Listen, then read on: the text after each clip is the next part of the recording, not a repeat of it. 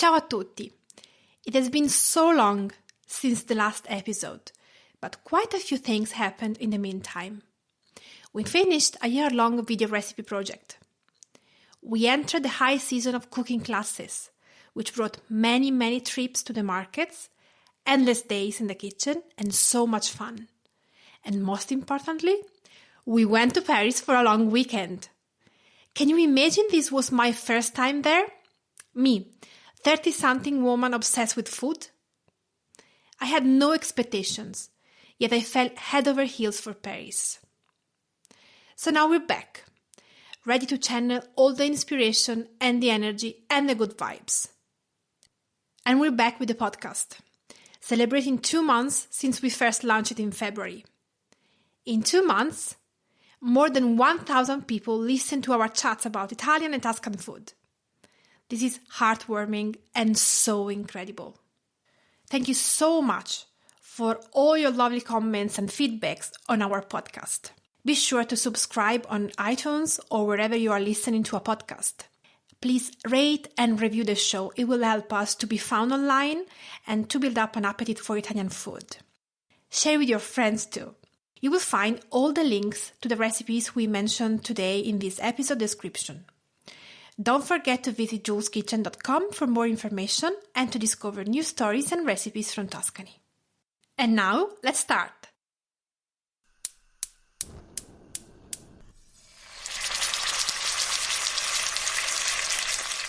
Ciao, my name is Giulia Scarpaleggia. I am a Tuscan-born and bred country girl, a home cook, a food writer and photographer.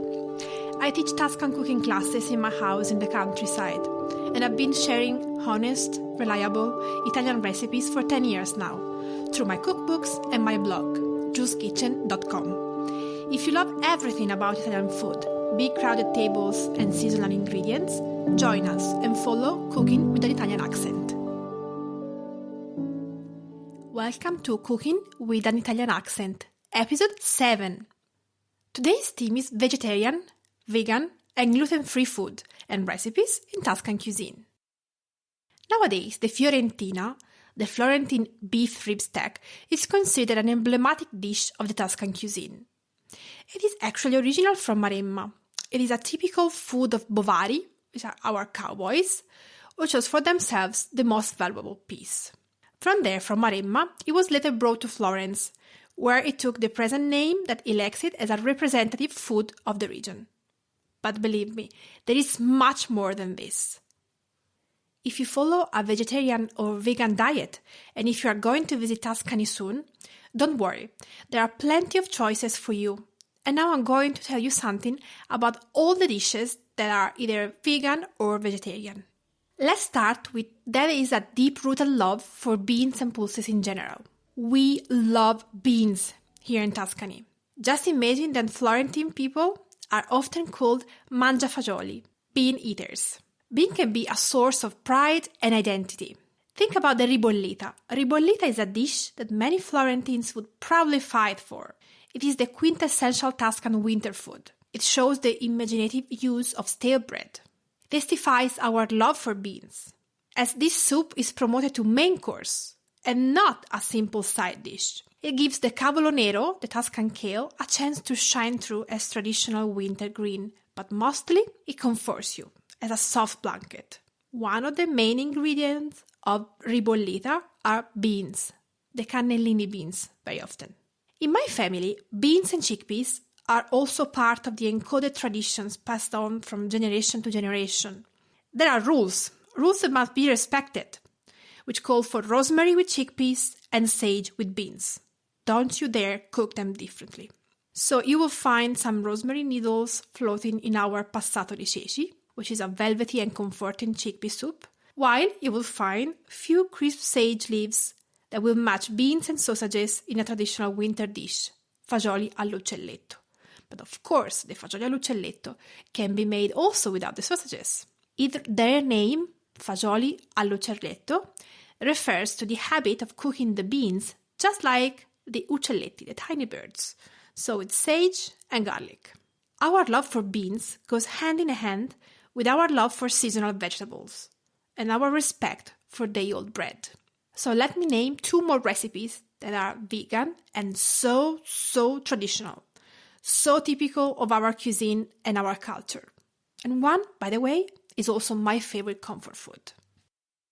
I'm of course talking about pappa al pomodoro, which is a tomato bread soup.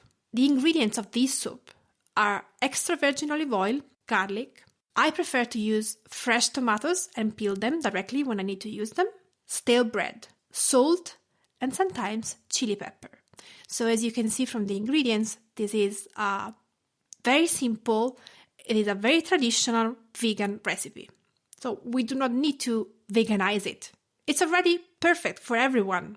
You cook the peeled tomatoes with garlic and your best extra virgin olive oil for about 10 minutes. And of course, now you need the stale bread, our Tuscan stale bread. You soak it in water, then you squeeze it and crumble it into the tomato. Then you whip everything together. You have to whip it, not just stir it, because you want a creamy texture. Salt and a few basil leaves and a lot of extra virgin olive oil, and this soup is ready. The other recipe is a panzanella. Panzanella is again made with stale bread, with day-old bread, but it is not a soup, it's a salad. So it is actually a tomato bread salad. You soak the bread in water, then you squeeze it and you crumble it in a big bowl. Then you add seasonal summer vegetables. You can add tomatoes, cucumbers, very thinly sliced red onion, lots of basil leaves, extra virgin olive oil, salt, pepper, and a little bit of vinegar. It's a very refreshing summer recipe, and it's vegan. It is naturally vegan. Season by season, there are also more recipes that see vegetables as the star of the dish. Think about spaghetti al pomodoro, so very simple spaghetti dressed with the most delicious tomato sauce. Every family has a different recipe for this tomato sauce. It can be called passata when it's just simply tomato. It can be called pomarola when the tomatoes are cooked with carrot, celery and onion, and of course extra virgin olive oil. And you can just chop the raw tomatoes and season with the pasta with that. So there are endless recipes for a pasta al pomodoro or spaghetti al pomodoro, but they are all equally delicious as long as you use ripe tomatoes that have been under the sun of the summer. Then think about minestrone.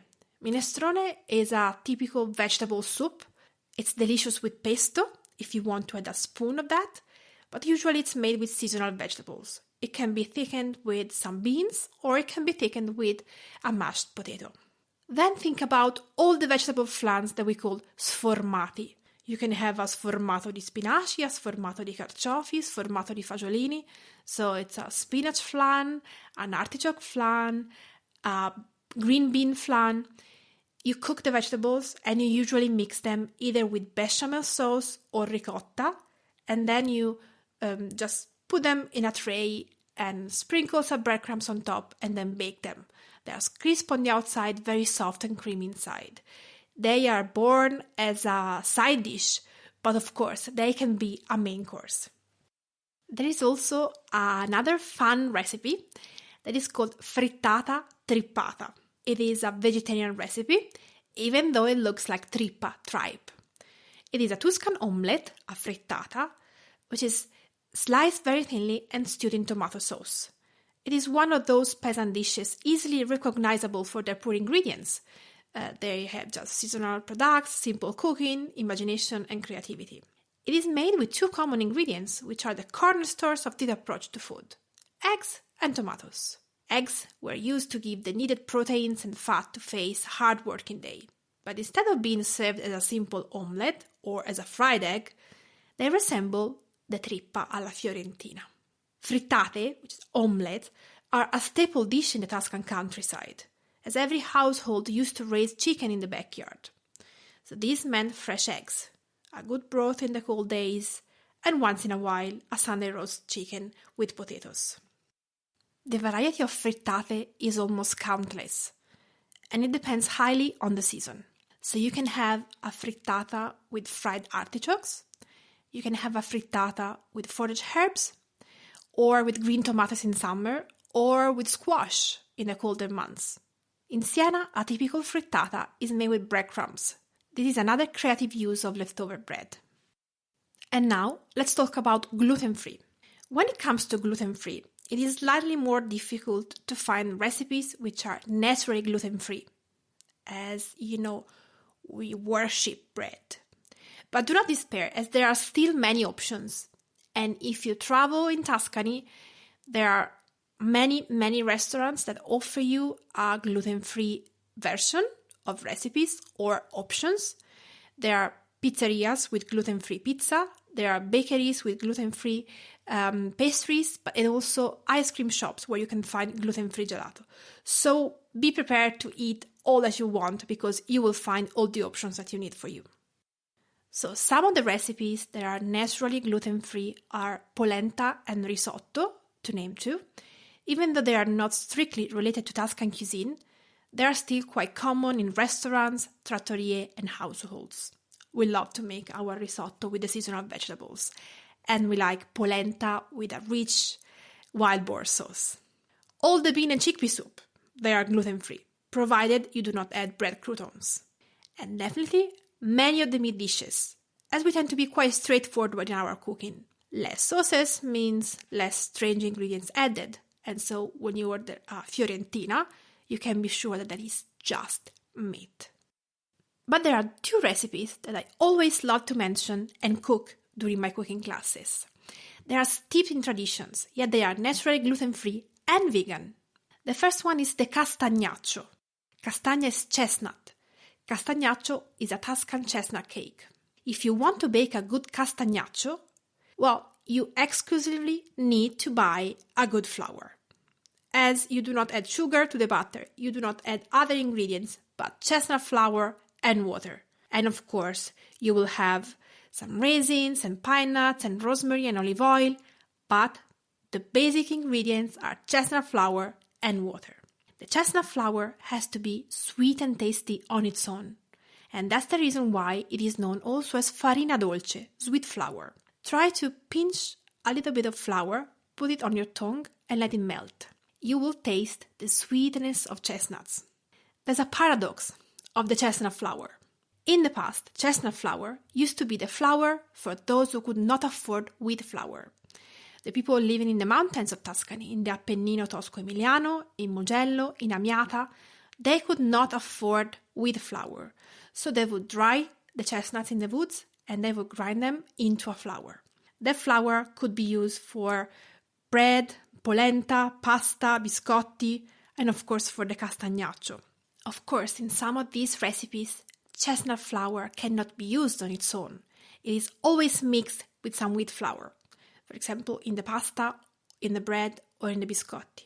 But in other recipes, like in the castagnaccio and in the polenta, chestnut flour is 100% gluten-free. So in the past, this was the flour of poor people, we can say.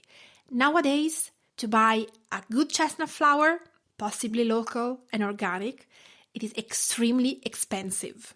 So let's say you pay 5 times the cost of a good wheat flour. There's another recipe which is typically made with chestnut flour and it's gluten-free, and it's called gnocchi. Gnocchi are thin pancakes made just with chestnut flour and water. They can be eaten with savory ingredients like a fried egg or pancetta or a sausage, and with those savory ingredients they become dinner. Or this gnocchi can be eaten as a merenda, an afternoon snack, if you fill them with some fresh ricotta. You don't even need sugar because the chestnut flour is slightly sweet on its own. But if you like, you can add a few chips of chocolate. Another recipe that I truly love is torta di ceci or cecina. It's a chickpea cake. It is also known as farinata in Genova or socca in Nice. The Tuscan cecina is made with chickpea flour and water, then salt and a little bit of olive oil. It is then baked in wood-burning oven in large copper pans until it's crisp on the outside and soft inside. There's a similar recipe in Sicily. It is called panelle. It is not baked. It is a kind of polenta of chickpea flour which is then spread very thin, cut and fried, and it is usually eaten in a bread roll with some lemon slices. And there's also another similar recipe made with chickpea flour in Morocco. So what we can notice is that in the whole Mediterranean area, there are similar recipes that use chickpea flour, and they always belong to cities that are also big ports. What can we understand from this? In the past, the sailors would need cheap proteins for their travels in the sea. They could not bring meat with them because the meat after a few days would be rotten on the ship.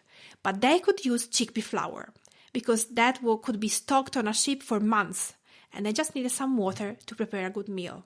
In Tuscany, this chickpea cake is called torta di ceci, or simply torta, in Livorno, while if you go to Pisa, you will find it as cecina.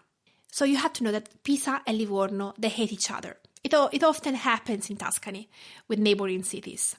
So if you go to Livorno and if you ask for cecina, they will tell you, if you want the cecina, go to Pisa, because we have just torta. In Livorno, it is also called cinque e cinque, which means 5 and 5, because it is a street food, and in the past, you could eat 5 cents of bread and 5 cents of chickpea cake. Nowadays, you can order that, so the chickpea cake sandwich in between bread with some grilled eggplants, which are so full and rich in garlic and so delicious. But you can also have the plain torta if you're looking for a gluten-free recipe. Speaking of gluten-free recipes, have a look at Artusi's book, The Science in the Kitchen and the Art of Eating Well. There are so many recipes that are naturally gluten-free. Pellegrino Artusi uses ingredients just like potato starch, rice flour, almonds, to be ground with care and patience in a mortar until they reach the consistency of a delicate powder. He is ahead of his time. He chose for his book recipes that today, after more than 100 years, perfectly embody the contemporary spirit. This is what happens with classics. They never cease to amaze. They have always a contemporary appeal. In his book, you can find alternative flours that will satisfy even those who present intolerance to gluten. A few simple ingredients that do not overweigh the preparation. A very modern and fresh taste. Cakes that are not too sweet. Sometimes you look everywhere to find the inspiration. And it's there, in the book that my grandmother received as a wedding gift on the day she got married. The same book that we browse together every time we need to check a recipe or a procedure. On the blog, you can find a recipe for Artusi's potato cake, which is made with a mashed boiled potato with almonds, butter, and eggs. And then you can find a recipe for pasta margherita. It is not a bowl of pasta, it is a cake. It is soft and light as the best sponge cakes, and it has a very distinctive lemon taste. Word of the day. Learn the Italian language of food word after word. Every year, more than 200 people join our cooking classes. Speaking with them, I made a small dictionary of important words and pronunciations that can help you navigate through the immense world of Italian food. So if you love Italian language as much as you love Italian cooking, these are a few words that can be useful for you. Today's word is frittata. Frittata is the Italian omelette. It is similar to another word, friggere, a verb, which means to fry. For us, a frittata, an omelette, is preferably dinner or lunch, a quick meal to eat with some bread and vegetables. It is very rare to find a frittata for breakfast. This is the end of the 7th episode of our podcast, Cooking with an Italian Accent. I'd love to hear from you. Which is your favorite Italian or Tuscan vegetarian recipe, or vegan? And speaking of gluten-free, have you ever used chestnut flour as an ingredient? Or what about the chickpea flour? If you have questions about Italian and Tuscan cooking, just email me at juls@julskitchen.com or join our Facebook group, Cooking with Juls Kitchen. I'll answer your questions at the end of each episode. Thanks for listening to Cooking with an Italian Accent. Be sure to subscribe on iTunes or wherever you are listening to a podcast. Rate and review the show. it will help us to be found online and build up an appetite for Italian food. Share with your friends too. You will find all the links to the recipes we mentioned today in this episode description. Don't forget to visit julskitchen.com for more information and to discover new stories and recipes from Tuscany. Ciao!